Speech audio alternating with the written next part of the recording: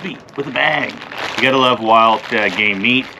It's good for you. It's lean. Today I'm gonna show you a great recipe that we can make out of moose meat, and everybody's gonna love it. So let's get at it.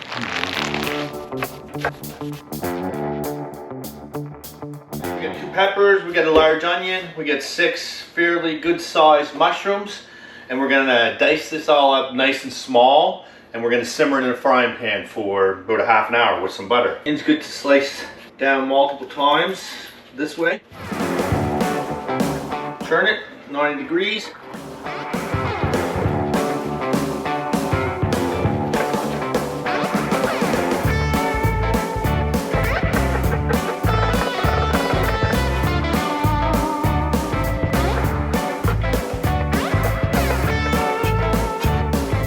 So as you can see, I have the vegetables diced up nice and small. We're going to simmer them for a half an hour or so until they're softened up, combined, and when we put them in, you won't even know really what they are. It's just going to be flavor.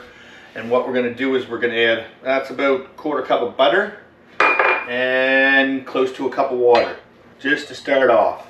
And then we're just going to simmer that on a low to medium heat. We'll start it off a little bit hotter and then reduce it. Then we're going to take 2 pounds of ground up moose meat, and we're going to add some spices to it. We're going to add salt, we're going to add pepper, we're going to add Montreal steak spice, onion powder, garlic, and your favorite barbecue sauce. This is Bullseye. And we're also going to add 1/3 cup of butter. Fry this at a fairly high temperature. Normally, I would fry the ham, I would melt the butter, fry the hamburger a little bit, and add the spices. I did it this way to make it easier and quicker for you to see what I added to it, and it doesn't take too long and I lose your interest. So let's put these on the stove. I did slip my mind to add soy sauce, so I'm just going to add that now. And what I'm going to do is I'm going to mix this up and get the butter melted, get the spices spread around. That is why I usually, after it's cooked, I spread the spices out over it. It does a better job, but I'll get it all mixed up really good this way too. And you want to consistently stir the vegetables and pour just a little bit of drizzle of oil around the pan. Okay, so it's getting that it's nice and hot and cooking good. We're going to turn the vegetables back to low medium. Give the moose meat a good stir. And we're going to keep frying the moose meat on high for a while. So I'm cooking the vegetables fairly quick and they're drying out a bit. I'm just going to add another 1/2 cup of water just to keep them nice and moist. I got them on medium. I actually like them getting a bit crispy, and I just add a little bit of water and it softens them up as they cook. Hamburger's been on high. I like it, you can see that too. I like it to get crisped up a bit. That is, it's over 10 minutes. That's definitely done. I'm going to reduce the heat. We're going to add tomato paste, and I suggest go to the store and get a can of diced 800 milliliters of tomatoes. What I did is I actually took 6 tomatoes. If you want to do it this way, fine. I took 6 tomatoes, I peeled them, I diced them up, I added 1/2 cup of water, and then I simmered them for about 2 hours, and I made a sauce so they all broke down. So we're going to add that to it. And like I say, it's just as easy to grab a can of diced tomatoes. They're around 800 milligrams. And then we're going to add 5 ounce, it's actually 5.5 ounce can of tomato paste. And that's it.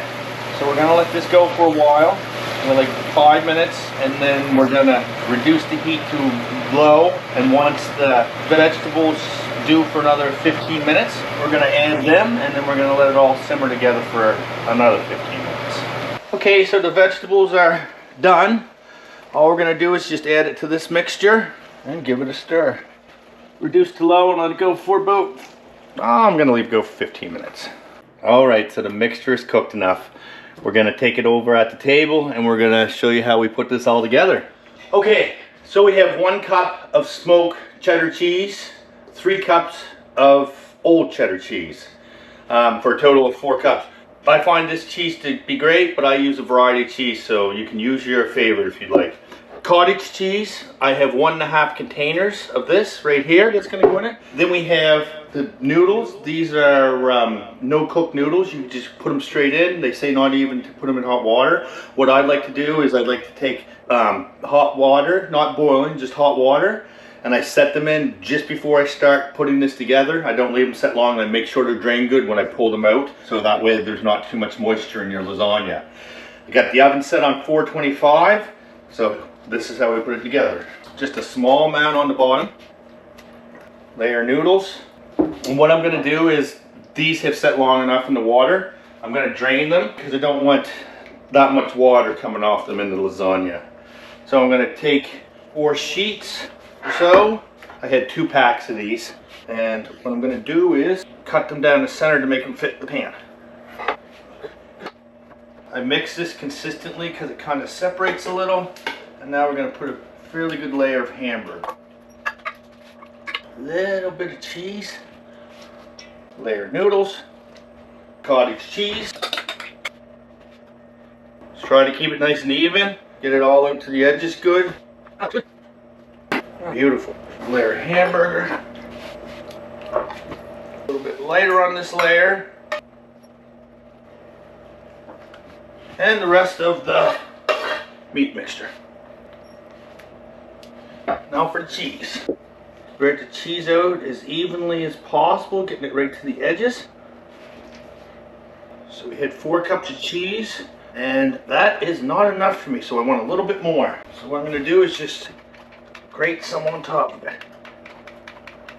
So we get the oven preheated to, it's pretty close to 425. We're going to put it in, and really you're just going to watch this till it bubbles and all the cheese melts and it looks done. It's roughly half an hour to 45 minutes. So there you go. It looks pretty good. Put that in the oven. All right, so the lasagna's done. It's been in there for close to 45 minutes. Let's take it out and cut it and have a piece. Alright, so the mousse lasagna is all done. It's out of the oven. I've let this cool down for over an hour. That's one thing you want to do with lasagna. Don't take it out of the oven and then cut it and just take a piece out because it's too runny. Leave it set up. It's really best to leave it set up for an hour or so. Take it out and then reheat it. It will all stay together. So let's take a piece out and see what it looks like. Oh, coming up pretty good.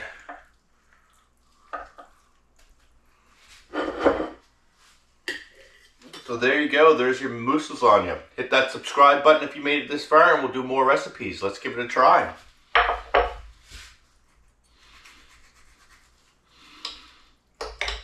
Nice, stayed together very well.